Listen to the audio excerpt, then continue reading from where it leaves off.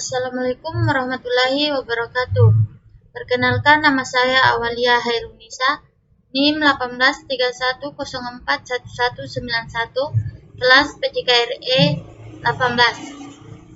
Pada kesempatan kali ini, saya akan memaparkan materi tentang laboratorium dan perpustakaan. Pengertian perpustakaan. Perpustakaan adalah kumpulan bahan informasi yang terdiri dari bahan buku, materialis, dan bahan buku, material yang disusun dengan sistem tertentu dipersiapkan untuk diambil manfaatnya, tidak untuk dimiliki sebagai maupun keseluruhan. Ibnu Ahmad Saleh memberikan definisi perpustakaan adalah tempat kumpulan pustaka atau kumpulan pustaka yang diatur dan disusun dengan sistem tertentu, sehingga sewaktu-waktu diperlukan dapat ditemukan dengan mudah dan cepat. Perpustakaan adalah sebuah tempat yang digunakan untuk menyimpan informasi, baik berupa cetak, buku koran, jurnal, majalah, karya tulis, karya lukisan, ataupun elektronik seperti pita kaset, film, atau slide, yang biasanya disimpan menurut tatanan tertentu yang digunakan pengunjung untuk dibaca atau dipinjam dan bukan untuk dijual. Darmono mengemukakan bahwa perpustakaan pada hakikatnya adalah pusat sumber belajar dan sumber informasi bagi pemakainya. Perpustakaan dapat pula diartikan sebagai tempat kumpulan buku-buku atau tempat buku-buku dihimpun dan diorganisasikan sebagai media pembelajaran siswa. Tujuan perpustakaan. Tujuan perpustakaan tidak dapat lepas dari fungsi perpustakaan. Di antara tujuan pokok didirikannya sebuah perpustakaan adalah menyediakan sarana atau tempat untuk menghimpun berbagai sumber informasi untuk dikoleksi secara terus-menerus, diolah dan diproses. Sebagai sarana atau wahana untuk melestarikan hasil budaya manusia, ilmu pengetahuan, teknologi, dan budaya melalui aktivitas pemeliharaan dan pengawetan koleksi, sebagai agen perubahan dan agen kebudayaan serta pusat informasi dan sumber belajar mengenai masa lalu, sekarang, dan masa yang akan datang. Selain itu juga dapat menjadi pusat penelitian, rekreasi, dan aktivitas ilmiah lainnya. Menciptakan budaya membaca untuk mencerahkan masa depan bangsa, karena dari membaca inilah kita dapat memperoleh berbagai macam pengetahuan yang berguna untuk menjadi bakal di kehidupan yang akan datang. Fungsi perpustakaan. Perpustakaan mempunyai beberapa fungsi, yang diantaranya adalah fungsi penelitian, fungsi pendidikan, fungsi rekreasi, fungsi informasi. Fungsi pendidikan. Perpustakaan merupakan sarana pendidikan non-formal dan informal. Artinya perpustakaan merupakan tempat belajar di luar bangku sekolah maupun dalam lingkungan pendidikan untuk memelihara di efisiensi dan efektivitas proses belajar mengajar. Dengan adanya perpustakaan di sebuah sekolah atau perguruan tinggi dapat membantu pengguna perpustakaan bisa lebih cepat dalam membantu mencari literatur atau bahan untuk proses pembelajaran, sehingga masyarakat di mana perpustakaan itu berada dapat mendapatkan informasi yang cepat dan akurat dengan adanya perpustakaan tersebut. Untuk memberikan kemudahan bagi proses belajar mengajar di mana perpustakaan itu berada, kemudahan itu adalah antara lain kemudahan mencari informasi, kemudahan mencari bahan pembelajaran, kemudahan menemukan buku yang dijual di toko buku. Jenis perpustakaan. Perpustakaan negara, perpustakaan awam, dan perpustakaan akademik. Adapun perpustakaan sekolah dan perpustakaan khusus. Pengertian Good Laboratory Praktik atau GLP.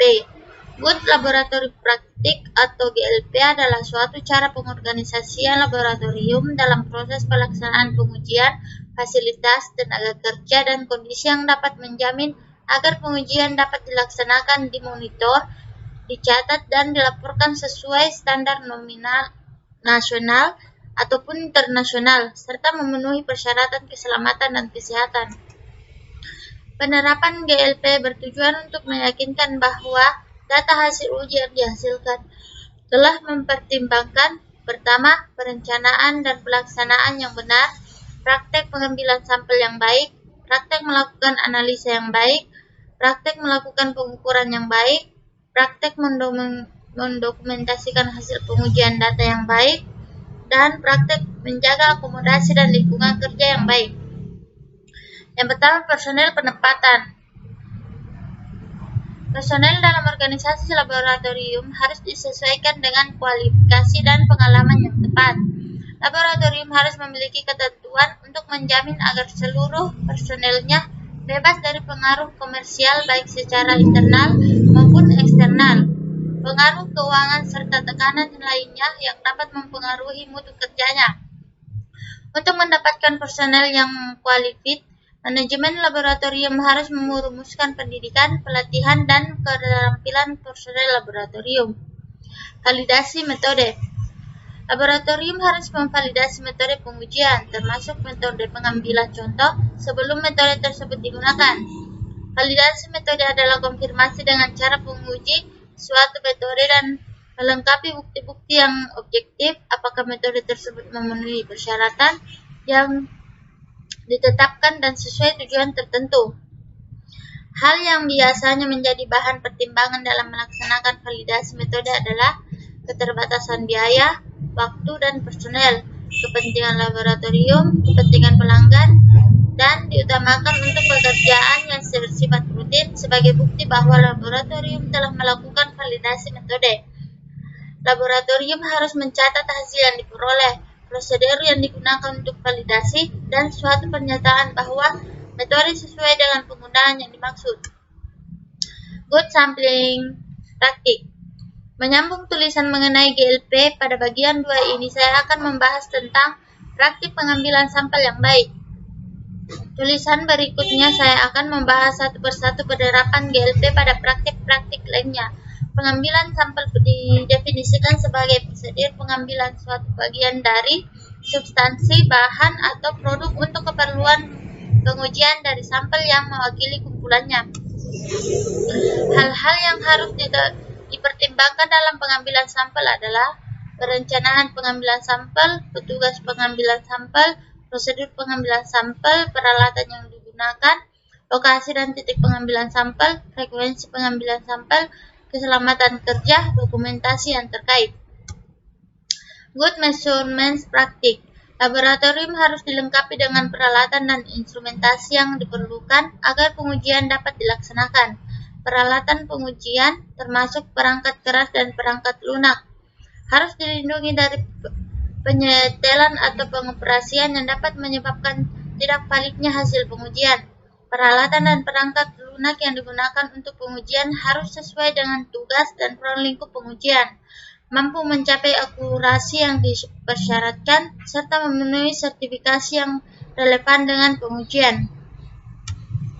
Catatan setiap peralatan harus ada dan disimpan yang meliputi: yang pertama, nama peralatan, deskripsi dan nomor seri, tanggal perolehan peralatan, data maintenance, kalibrasi dan perbaikan.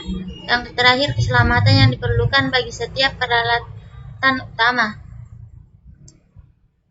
Program kalibrasi. Semua peralatan ukur dan instrumentasi harus lebih terdahulu kalibrasi sebelum digunakan dan dikalibrasi ulang secara reguler. Sistem kalibrasi harus memenuhi persyaratan standar bersifat kalibrasi yang diterbitkan oleh laboratorium.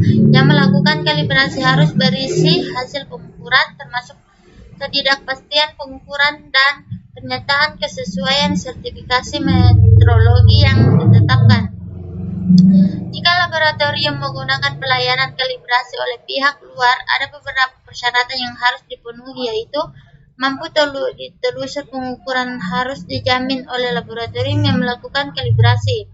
Laboratorium yang melakukan kalibrasi dapat mendemonstrasikan potensinya dilakukan oleh personel yang kualifikasi. Terakhir, menggunakan prosedur yang tepat. Good documentation. Praktik laboratorium harus mempunyai dan mengembangkan sistem dokumentasi dan rekaman yang sesuai dengan kebutuhannya dalam penerapan praktik berlaboratorium yang baik. Rekaman data hasil uji, Pemrosesan serta penerbitan laporan hasil uji merupakan unsur yang sangat penting dalam keseluruhan proses pengujian. Rekaman dapat berupa hard copy atau media elektronik. Seluruh rekaman data yang berhubungan dengan pengujian harus mudah dibaca, didokumentasikan, dan dipelihara sedemikian rupa sehingga rekaman tersebut dapat mudah diperoleh kembali dengan cepat sampai batas waktu yang ditentukan. Untuk meminimalkan kesalahan rekaman, laboratorium harus melaksanakan usaha-usaha antara lain meningkatkan kesadaran personel penanggung jawab melalui pelatihan atau pengarahan dari atasannya, pemeriksaan oleh operator yang berbeda, pemeriksaan perhitungan oleh orang lain, perhitungan kembali dengan metode yang berbeda, dan verifikasi data atau hasil perhitungan. Good housekeeping. Praktik laboratorium harus mempunyai ukuran, konstruksi, lokasi, dan sistem pengendalian yang memadai agar dapat memenuhi tugas dan fungsi laboratorium. Desain yang tidak tepat dan fasilitas laboratorium yang kurang terawat dapat mengurangi mutu data hasil uji dan atau kalibrasi operasional kegiatan laboratorium, kesehatan dan keselamatan, serta moralitas personel laboratorium. Manajemen laboratorium. Manajemen laboratorium usaha untuk mengelola laboratorium berdasarkan konsep manajemen baku. Laboratorium tempat melakukan percobaan dan penelitian. Tempat ini dapat berupa ruangan tertutup, kamar, atau ruangan terbuka. Untuk pengelolaan laboratorium secara umum dapat meliputi aspek perencanaan. Yang pertama, perencanaan merupakan pemikiran yang sistematis, analitis, logis tentang semua kegiatan yang harus dilakukan. Langkah-langkah metode, SDM, tenaga, serta dana yang dibutuhkan agar mencapai tujuan yang telah ditentukan. Yang kedua, penataan alat serta bahan merupakan suatu proses pengaturan alat ataupun bahan di laboratorium agar tertata dengan baik dan bila membutuhkannya, kita dapat mencarinya dengan mudah. Yang ketiga, pengadministrasian laboratorium adalah suatu proses pencatatan maupun inventarisasi fasilitas serta aktivitas laboratorium. Dengan pengadministrasian yang tepat, maka semua fasilitas serta aktivitas laboratorium dapat terorganisasi dengan sistematis. Yang keempat, pengamanan, perawatan, serta pengawasan. Di manajemen laboratorium, dalam hal ini berkaitan dengan manajemen mutu. Harus kita desain agar selalu memperbaiki efektivitas serta efisiensi kerjanya. Di samping harus mempertimbangkan kebutuhan semua pihak yang berkepentingan dalam laboratorium. Beberapa hal yang harus kita perhatikan dalam manajemennya adalah sumber daya manusia, sarana dan prasarana, dan juga penggunaan laboratorium. Terima kasih. Sekian dari saya. Itulah tadi pemaparan tentang perpustakaan dan laboratorium. Wassalamualaikum warahmatullahi wabarakatuh.